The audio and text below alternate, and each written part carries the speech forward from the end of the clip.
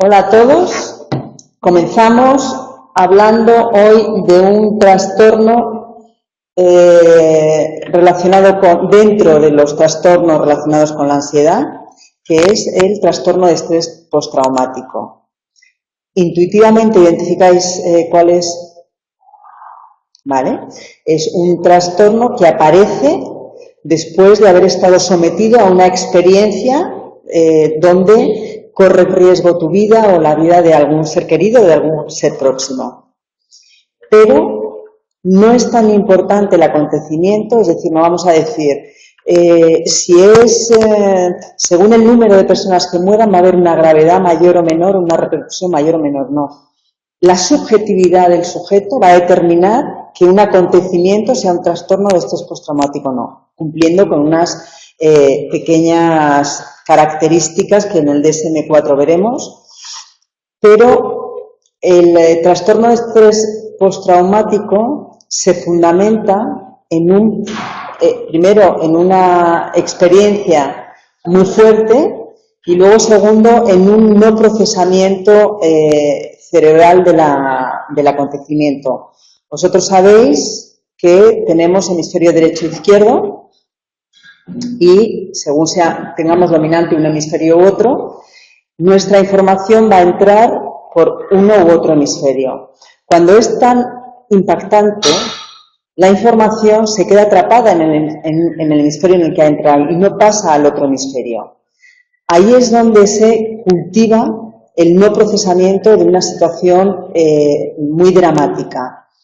Es decir, por eso, dentro de lo que es el abordaje terapéutico en las personas que acompañan situaciones de atentados y situaciones difíciles, ya sabemos, y esto os lo digo para que seáis conscientes de ello, que inicialmente se les daban ansiolíticos para rebajar su malestar, y eso al revés, lo que hace es bloquear la información. Ahora mismo lo que se hace es acompañar al sujeto para que verbalice, para que racionalice qué es lo que ha pasado, para que inclusive en el sitio donde ha sido el suceso, y eso va a conllevar a que las personas tengan vivencias dramáticas pero asimiladas y bien procesadas. Sin embargo, cuando la información no se ha procesado es cuando encontramos la sintomatología que vemos identificada en el DSM-4, donde el miedo y el horror y la sensación de no puedo hacer nada es la que va a determinar esa emoción incapacitante. Como os decía, el acontecimiento no es definitorio, va a ser cómo la persona lo pueda vivenciar. En el DSM-4 se ha incluido ya a las mujeres maltratadas dentro de esta categoría.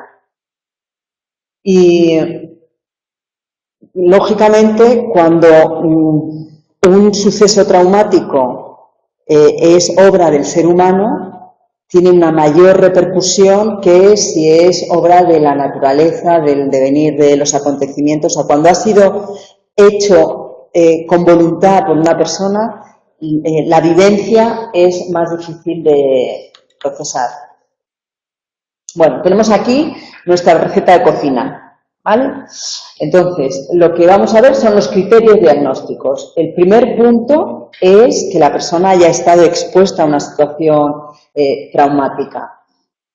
Tenéis que ser conscientes que puede haber también trastornos de estrés postraumático por un aprendizaje vicario, es decir, en los atentados del 11 de marzo en Madrid, no solamente la gente que presenció las explosiones y presenció todo el horror que allí se vio, estuvo afectado por esta sintomatología, sino también las personas que atendieron a los heridos en un primer momento. O sea, solamente ver la magnitud de las lesiones que tenía la gente hacía ver cómo había sido aquel atentado.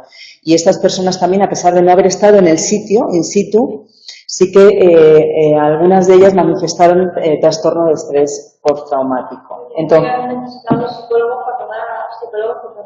eso es, justo. Bueno, entonces, ha experimentado o ha sido testigo de alguna situación que ha implicado muerte o amenaza de muerte. Y la reacción de miedo y de indefensión y de horror es muy intensa. También una de las, por lo menos una de las siguientes puntos donde el sujeto reexperimenta de algún modo algo de aquella situación, como son, pues, pensamientos intrusivos. Significa que te vienen sin tú no hacer nada, o sea, tú estás tan tranquilo y de pronto te viene ese pensamiento, te viene una imagen del suceso, provocándote un malestar muy intenso. Los sueños también, sueños desagradables que te despiertan a mitad de la noche. Sentimientos de que el suceso está volviendo a ocurrir de nuevo. El malestar psicológico, cuando la persona, muy intenso, un trastorno de estrés postraumático significa que la persona pierde el control cuando tiene el recuerdo, la experimentación de una sensación muy vivida que le recuerda. Su alteración fisiológica pudiera parecernos que es como un ataque de ansiedad o un ataque de pánico. Y entonces conlleva nuevamente una reactividad fisiológica muy importante. Y luego, estos sujetos tienden a evitar aproximarse al lugar donde fue el suceso, a estar con personas que les recuerda aquella situación. Entonces, como habéis escuchado en reiteradas ocasiones, el evitar el afrontamiento es lo que nos mantiene también en la situación de malestar. Y luego, por ejemplo, también puede aparecer una limitación afectiva para establecer relaciones de intimidad o enamorarse. Y también la sensación de, bueno, ¿para qué me voy a preocupar en el futuro? Si haga lo que haga, en cualquier momento mi vida se va a poder romper en algún momento. La hiperactivación también aparece y se muestra en la dificultad de conciliar el sueño, el estar irritable o tener de pronto explosiones de ira porque sienten que no les entienden, entre otras cosas. Ellos están tensos por el miedo, por el horror, y en el entorno lo que intentan es como apaciguar, por quitar importancia y tal, y entonces eso es acumulativo, el que no me entiende, y terminan explosionando. Tienen dificultades de concentración, tienen hipervigilancia y una respuesta de alarma exagerada, puesto que sin haberlo esperado ha sucedido esto, voy a estar atento para poder prevenir que no vuelva a pasar una cosa similar. El trastorno tiene que ser superior, o sea, toda esta sintomatología tiene que ser superior a un mes, pero puede aparecer, como ya veremos a continuación, trastornos en diferido que aparecen incluso 6 meses después de que haya ocurrido el suceso. Por ejemplo, yo estuve con una persona que presenció los atentados del 11 de marzo y inicialmente sabía que había estado allí porque era su horario para ir a trabajar. Tenía además el ticket de metro, porque además en aquella época todavía eran tickets estos de 10, en fin, la persona tenía el ticket de metro y tal, pero no se acordaba de nada. Con el tiempo, al cabo de un año, empezaron a aparecer rechazos a determinadas situaciones que se vio que estaban vinculados a aquella experiencia. O sea, que lo que aparentemente pudiera ser un efecto de protección, que es olvidar drásticamente el suceso, en el fondo está ahí latente y no se sabe cuándo va a aparecer. Si estudiamos la epidemiología, vemos que la prevalencia es entre un 1 o un 2%. Las mujeres agredidas, maltratadas, es una población mayor a los excombatientes, que se supone que es la población de mayor riesgo que padece este tipo de trastornos, y sabemos que según la causa que haya ocasionado este malestar, si proviene de un entorno seguro, o sea, si yo estoy en mi casa con mi gente y ahí me sucede el sujeto traumático, va a ser mucho más disruptivo que es cuando en un entorno donde no tiene nada que ver con mi vida. Por eso, en las agresiones sexuales donde hay un porcentaje de un 50% donde es en el entorno de la víctima, suele tener unas consecuencias muy dramáticas para la persona. ¿Cómo evoluciona un trastorno de estrés postraumático? Pues si no se aborda, permanece crónico, no remite. O sea, por eso es muy importante detectarlo y asistirlo. Como decíamos, el trastorno de estrés postraumático está encuadrado dentro de las sintomatologías ansiosas y los pensamientos intrusivos y las pesadillas pueden ser unos ataques de pánico condicionados. ¿Recordáis en el trastorno obsesivo compulsivo los pensamientos intrusivos cómo eran? No los hemos visto todavía, ¿no? Pero hemos comentado en alguna ocasión que en el trastorno obsesivo-compulsivo el pensamiento intrusivo suele ser autorreferencial y la persona se da cuenta que no tiene fundamento. O sea, yo en un trastorno, por ejemplo, mi madre, si yo no doy 2 golpecitos, mi madre a lo mejor se puede enfermar. Esto sería un pensamiento intrusivo relacionado con un trastorno obsesivo, ¿vale? Mientras que pensamiento intrusivo en un trastorno de estrés postraumático es un pensamiento real, tan real como que lo han vivido, pero que les aparece sin que la persona quiera revivirlo y sin tener control en poder rechazarlo. Cuando decimos que pueden estar condicionados los pensamientos intrusivos y las pesadillas a los ataques de pánico, significa que yo he podido, por mi malestar, relacionar el pensamiento con el malestar, inclusive la pesadilla como efecto del malestar que yo tengo acumulado durante el día. En todo caso, como todos los trastornos de ansiedad mal resueltos, lo que el sujeto hace es evitar la situación e intentar escapar de cualquier estímulo que le pueda recordar aquello o que le pueda generar malestar. Y tener en cuenta que si es en una situación, por ejemplo, en un atentado donde había mucha gente, si es el metro, pues evitar coger el metro, evitar en zonas donde haya gente, es decir, que inhabilita muchísimo a la persona. ¿Qué tratamientos utilizamos? Pues tratamientos que descondicionen esa reacción del organismo. Entonces lo que vamos a hacer es exponerles de forma progresiva y dosificada a estímulos que le generan malestar. Vamos a hacer una inoculación de estrés, controlando la ansiedad que el sujeto tiene y cambiaremos su forma de pensar para que tenga el valor de afrontarse a pequeños estímulos que le generan el malestar relacionado con esta situación. Presenta comorbilidad con el trastorno obsesivo-compulsivo y en los dos hay este tipo de imágenes intrusivas que ya hemos visto, pero que son distintas. Lo que sí que ocurre con estas dos sintomatologías es que los fármacos antidepresivos reducen la sintomatología.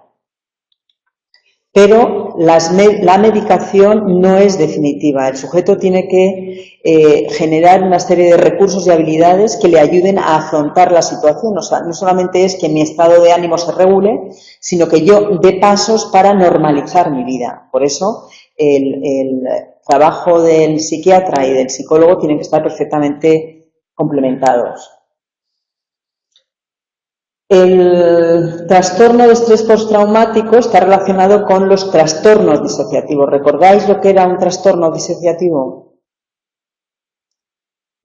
Bueno, es aquellos trastornos en los que yo disocio mi recuerdo o mi acción. Disocio significa que para recuerdos del pasado los bloqueo. No existen, como por ejemplo el caso este que os he dicho de esta persona que sufrió el atentado del 11 de marzo, pero disoció la experiencia, la anuló momentáneamente.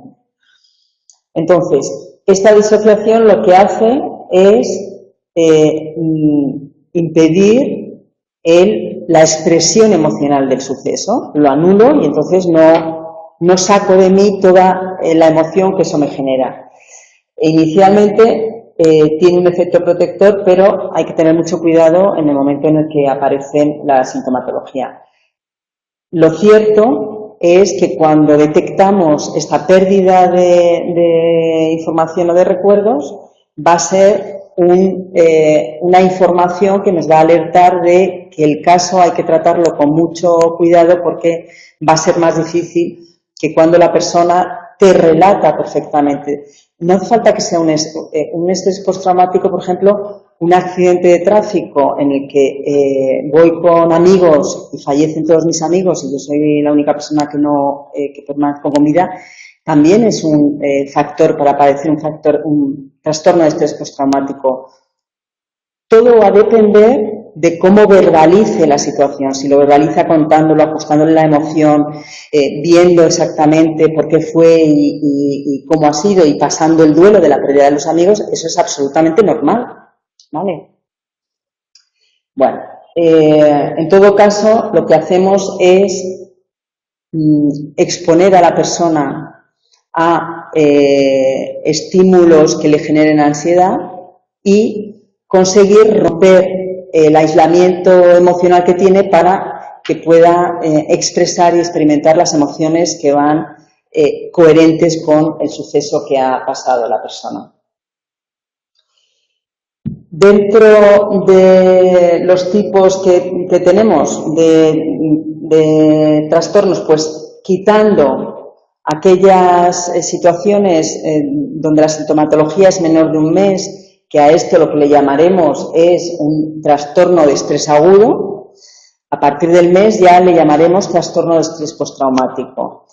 El mes a los 3 meses. A partir de los 3 meses lo identificaremos con una duración de síntomas superior a 3 meses, ya lo denominaremos crónico, trastorno de estrés postraumático crónico.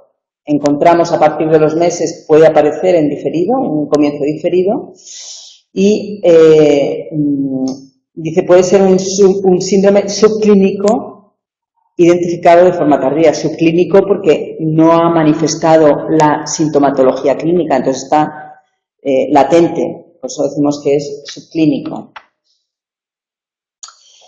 La comorbilidad la vamos a poder encontrar muy frecuentemente con la depresión. Hay una pérdida de interés por hacer cualquier tipo de actividades. Tener en cuenta que las personas, después de haber vivido lo que han vivido, no tienen ganas ni de estar ni de disfrutar porque ni se lo pueden permitir ni realmente les apetece. El futuro no existe, porque como en cualquier momento se puede cortar, el futuro no existe. Evitan estar con personas, porque las personas normalmente siempre tienden a preguntarles, a animarles, y siempre con el mismo fin, con el fin de evitar pensar en lo que al final terminan mencionando, con lo cual no quieren tener relaciones con personas y el sueño está alterado. Todo esto también lo comparten, pero por otros motivos, las personas que tienen y que padecen una depresión. Con el trastorno de ansiedad generalizada, pues es la hiperactivación fisiológica que os decía. Con las personas que tienen fobia social, el no querer estar con personas. Y con el trastorno obsesivo-compulsivo, esos pensamientos intrusivos que en este caso, en el trastorno de estrés postraumático, son realmente recuerdos desagradables que les vienen una y otra vez a su cabeza. Aquí tenemos distintos modelos de cómo se instaura el trastorno de estrés postraumático. Y aquí vemos, dentro del condicionamiento clásico, ¿sabríais decirme qué modelo del condicionamiento clásico es este? ¿Tipo A o tipo B?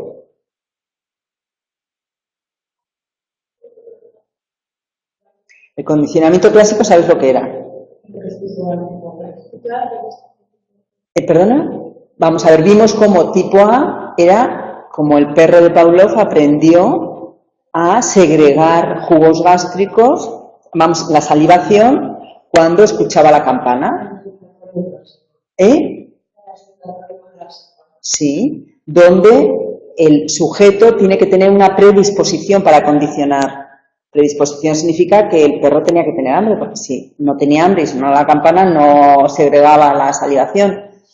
Ahora, tipo B era cuando el sujeto no tiene por qué estar predispuesto a tener un condicionamiento, luego además la respuesta incondicionada y la respuesta condicionada son similares y la característica fundamental es que ocurre en un breve espacio de tiempo y con mucha intensidad, que es característico de una situación, de un accidente grave.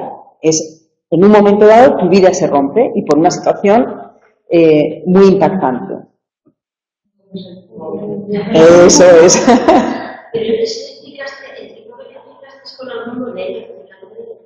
Sí, bueno, os lo explicaría con la madre y el hijo y el perro y... Claro. Ese está relacionado con la incubación de la ansiedad, claro. Porque si no entendemos cómo lo condicionamos y hacemos mal las exposiciones con el sujeto, al final lo que hacemos es mantener más tiempo el malestar del sujeto. Bueno, en todo caso, este tipo de aprendizaje se generaliza muy rápidamente, con lo cual el sujeto, esta reacción de ansiedad y terror, la termina teniendo con múltiples estímulos por el efecto de generalización. La teoría de la indefensión aprendida y de la evaluación cognitiva, y aquí nos remitimos a Seligman con la teoría de la indefensión aprendida, esa la recordáis. ¿En qué consistía? Que ya no puedes luchar, o sea, que quedas como, no puedo hacer nada. Eso es, justo. Entonces, la persona lo que siente es que su emoción está abatida porque no puede, o sea, si yo no he hecho nada para que ocurra esto y no puedo hacer nada para evitar que esto pueda ocurrir, hace que desarrolle este sentimiento de indefensión.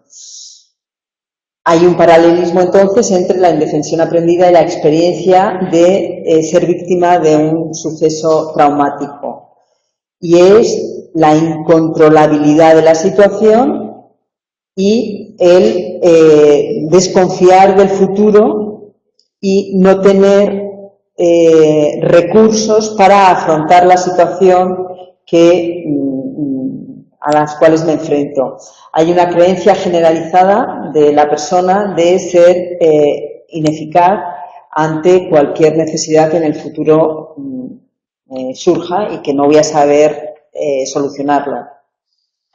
En la teoría del procesamiento de la información, que aquí tenemos esa Foaya Kozak, nos basamos en la teoría del procesamiento de la información, donde se explica por qué se reexperimenta el suceso y por qué generalizamos los miedos. Ante una amenaza real hay una reacción emocional de miedo real y es una estructura cognitiva la que soporta esto.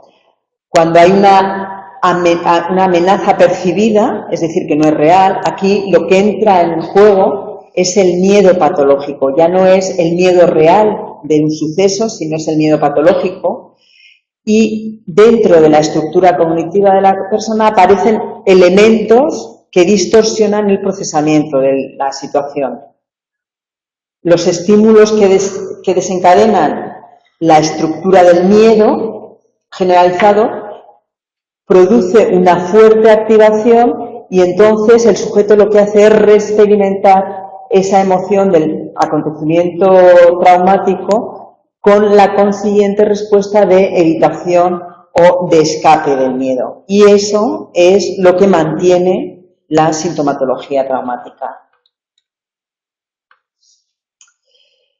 Dentro de esta teoría del procesamiento de la información, lo que tenemos, y esto lo comparten en lo que es la experimentación clínica, es que cuando yo expongo, y aquí es el grave riesgo de los terapeutas cuando trabajan con cualquier persona que está afrontando el temor a un estímulo que le genera ansiedad, es no dosificar bien las exposiciones que se hace con el sujeto. Con lo cual, si yo hago una exposición corta donde no ha pasado suficiente tiempo para que la activación del sujeto baje, nos encontramos con que sale de la sesión con más, no manteniendo el malestar que tiene, sino que inclusive con más malestar o respuesta fóbica del estímulo, ¿de acuerdo? Yo recuerdo una vez una paciente muy simpática que tenía, que me decía: Paloma, yo no sé si eres psicóloga buena o mala, pero eres tan simpática. Claro, yo a ella lo que no la podía decir es que mi simpatía está condicionada a rebajar el malestar.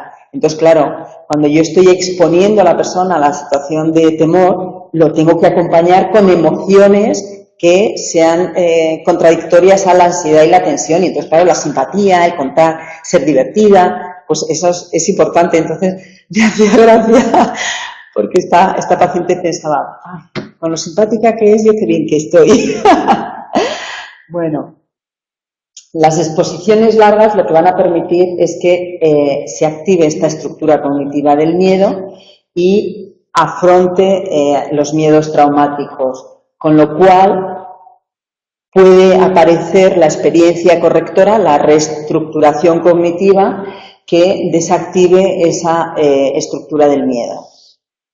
Por eso la formación de los psicólogos tiene que ser una formación muy precisa, porque nuestro trabajo es ayudar a rebajar el malestar en las personas y siempre que trabajemos con alguien tenemos que estar seguros que sabemos cómo hacerlo. Bueno, vamos a ver ahora a las personas víctimas de la agresión sexual, que, como os decía, es una población que sufre el agravamiento de haber padecido una situación traumática en situaciones de la vida ordinaria, donde a nadie les pasa y encima a lo mejor con gente dentro de su entorno de protección.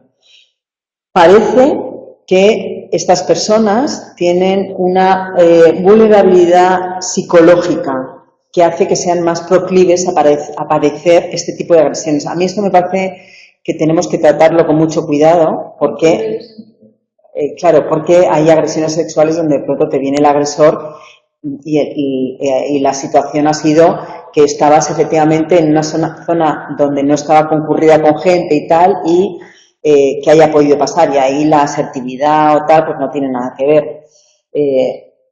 El déficit de asertividad está más relacionado en entornos donde conozco al agresor. Ahí sí que es importante que la víctima tenga habilidades para saber rechazar y saber denunciar estas situaciones. Luego también, aunque os parezca mentira, si ella ha vivenciado la víctima bien cuando era pequeña o bien ha vivenciado agresiones sexuales, por ejemplo a su madre, digamos que lo va a permitir, lo va a asumir de una forma distinta cuando sabes y reconoces que es un acto perseguible. Ya. Claro, no, está más relacionado, ya te digo, cuando la víctima conoce al agresor. Pero te va a dar igual, lo que no tendría que rechazar, si por ejemplo yo que soy tu pareja, Porque por mucho que quieras rechazar los no, la se supone que no quieres. Pues. Claro, lo que pasa. pasa. La actividad no tiene nada que ver, porque se supone que te obligan, tú no, por mucho que rechaces y tal, o por mucho que tú sepas que no está bien, a vez que lo hayas sufrido, tampoco eres capaz de decirlo porque influye muchos más factores. Claro, pero ahí es donde está la asertividad. O sea, si tú eres una persona que estás habituada a saber decir las cosas y saber aclarar las cosas, esta situación la vas a hablar y la vas a aclarar, bien a las buenas o bien a las bravas, denunciándolo, ¿sabes? Bueno, pero efectivamente hay que utilizar ese tipo de definición con papel de fumar, quiero decir, ¿vale? Pues a lo mejor es una persona de la calle, pues mira, a lo mejor le dices mejor, pero imagínate que es alguien de tu familia, es que le puedo meter en el lío, o sea, para mí viene un poco emocional de estar algo de tu familia, es tu pareja, es alguien muy cercano a ti. Claro, pero aún así tenemos que generar una educación social como para que la persona reconozca que esto es una agresión y como agresión hay que evitarla y hay que rechazarla. ¿Qué variables individuales pueden influir? Pues dentro de las habilidades de afrontamiento, el haber vivido una historia previa relacionada con abuso sexual, que esta historia previa puede estar relacionada dentro de los juegos de inicio a la sexualidad de los niños, que entre amigos o entre primos con diferencia de edad, porque, vamos a ver, es distinto lo que es el abuso de menores o la agresión, sin que sea una agresión a menor, ¿vale? Pero cuando los niños hacen una primera exploración de la sexualidad y se divierten viendo lo que es la vulvita, lo que es el pene, hay tocamientos y demás, pues puede darse el caso de que el varón normalmente sea más, o sea, ejerza en algún momento alguna actitud de agresión sexual contra la menor, dentro de los juegos eróticos que realizan entre ellos. Y esta niña lo identifica como un juego que no le gusta, o que no le ha gustado, pero que ha sido un juego. Entonces, esta historia previa también puede hacer que cuando yo tenga un abuso sexual no lo identifique con la gravedad con la que debería poder identificarlo. Si mi entorno social, si yo siento que tengo en mi entorno social personas o entidades que me van a apoyar cuando tengo un problema y que puedo relatar lo que me ha pasado para que me ayuden, que da igual que sea una amiga, que sea una madre, que sea un compañero, que sea el centro de salud, lo que sea, pero que identifiquen que pueden confiar en ellos, va a ser más difícil. Porque en el momento que hay un indicio, que haya algo real, rápidamente lo va a saber el entorno y el entorno va a ayudarle a contenerlo. También la estabilidad emocional en la que yo me encuentro en el momento de la agresión va a ser determinante, porque si yo estoy bien, segura, sabiendo, teniendo las cosas claras y me pasa esto, de la misma forma voy a sacar la fuerza para enfrentarme a esto. Ahora, si yo estoy en un proceso de estado de ánimo abatido, de falta de confianza en mí misma, de desconfianza del mundo y del devenir de las cosas, pues esto a lo mejor es una cosa más de las que me están pasando. Y no soy capaz de valorarlo y de analizarlo de la forma fría que debería hacerlo. Combinamos la intensidad de la agresión y las habilidades para hacer frente. O sea, si la agresión es menor y yo tengo habilidades, esto lo resuelvo. Si yo tengo, para el mismo tipo de agresión, no tengo habilidades, favorezco que eso se encalle y que haya otras situaciones. Es al contrario. Como que te enseñan en plan de, ¿te ha pasado? Porque tú. Eso es, efectivamente. Pero eso es dentro de una sociedad machista, que desgraciadamente se ha mantenido durante mucho tiempo. Bueno, yo creo que vosotros habéis escuchado en la prensa sentencias de violaciones a chicas donde el juez decía que iba con una minifalda y que como iba con una minifalda, pues era normal que la violasen. sea, esto es una sentencia judicial. O sea, que efectivamente tenemos que, granito a granito, cambiar la sociedad en la que estamos. Una agresión sexual es un problema del varón que no controla sus impulsos sexuales. Puede ver lo que pueda haber. Si no, ya nos remontaríamos a tener que ir con el burka puesto y que nadie me vea y que nadie vea nada. Vale, por eso, dentro de lo que es la educación en los colegios, la educación en igualdad, el saber reconocer cuando en una relación de pareja entre adolescentes, que además en los últimos años estaba viendo que había tendencia a que hubiera presión en la pareja de que uno de los dos miembros presionase para que el otro hiciera lo que el otro quisiera y tal, y en eso no se basa una relación de igualdad. Están habiendo ya programas y trabajos para combatir esta situación de desigualdad. Las interacciones sociales después de una agresión sexual pueden agravar la situación, pueden ser neutras o pueden beneficiarlo. Va a depender del malestar que tenga la persona y va a depender también de estas habilidades que tenga en afrontar el suceso traumático. Lo que sí que es cierto es que un porcentaje muy grande de personas que han padecido una agresión sexual les va a costar mucho tiempo normalizar el acercamiento físico de otra persona con buenas intenciones, incluso ella teniendo interés por la persona y queriendo disfrutar con la persona, pero aparecen estas vivencias, estos pensamientos intrusivos, estas sensaciones de hiperactivación que hacen que rechacen la proximidad, el contacto de intimidad con la persona querida por no rememorar y pasar todo lo que han pasado. Con lo cual está claro que ahí hace falta hacer un trabajo para que ese malestar y ese miedo vaya poco a poco remitiéndose.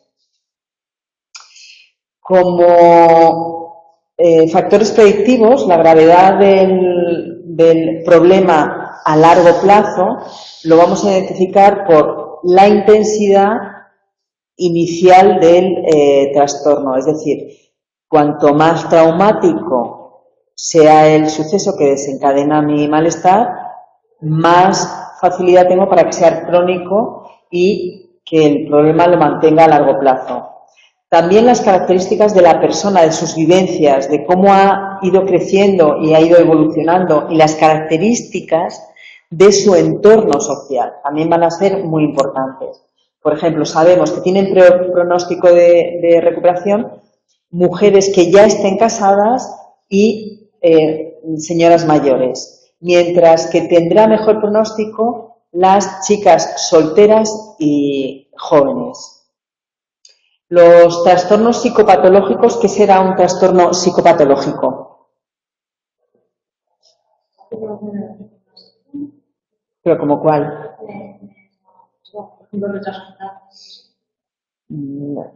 Sí, lo que pasa es que este no tanto. Eso es, justo. O sea, quiero que os familiaricéis. Una psicopatología es una enfermedad mental. El retraso mental lo llamamos una condición. Quiero decir, una condición es cuando esto es inamovible. Puedes darle mayor calidad de vida, pero siempre va a tener unas limitaciones intelectuales. Sin embargo, un trastorno de ansiedad, yo puedo contener y rebajar esa activación ante la situación de malestar que estoy padeciendo. Entonces, cuando hay una persona que sufre una agresión, un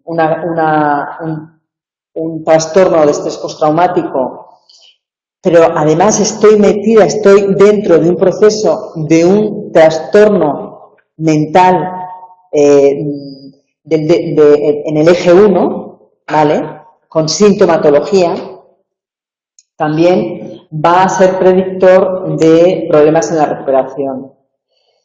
En cuanto a las características de la agresión sexual, no va a influir en la reacción que haya de la víctima a corto plazo, pero sí a largo plazo, porque en función de si el agresor es conocido o no es conocido, que una agresión sexual no solamente tiene que ser la penetración, es cualquier acto que haga el varón para estimularse sexualmente y llegar a tener un orgasmo, ¿de acuerdo? Con lo cual, bueno, pues dependiendo de las características, inicialmente no vamos a diferenciar en el malestar si ha habido penetración, si no ha habido y tal, pero a largo plazo sí que va a haber mucha diferencia en cuanto a en qué haya consistido exactamente el tipo de agresión sexual.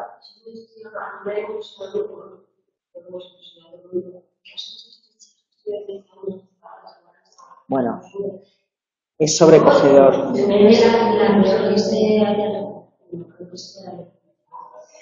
Pues... A ver, recuperar, mejorar, pero recuperar 10 años encerradas en una casa que era un horror. Claro, sobre todo los niños. Sí, sobre todo los niños pequeños que nacen de esa relación de... Sí, no, yo creo que tuvo 3 hijos, me parece. Pues la forma de tratamiento, una consiguió por ella que salieran de la casa y las otras estaban paralizadas. O sea, no fueron, dijeron que cuando fue la policía que no era capaz de moverse porque creían que iba a venir él. O sea, que yo me creo que la gente estaba en tenía terror, claro, podrá mejorar, porque se puede después de 10 años de calvario. Vamos a ver, el análisis, claro, esos son factores que nos van a determinar la dificultad en la recuperación. Pero bien es verdad que cuanto más pequeños son los sujetos es más fácil recomponerlos, y hay factores constitutivos de la persona que están relacionados con el temperamento y con la personalidad que van a tener también mucha influencia. O sea que sabemos que es un caso difícil, pero no inabordable, sino abordable y además prioritario. Bueno, y con esto ya dejamos visto el trastorno de estrés postraumático. Gracias a todos por vuestra atención.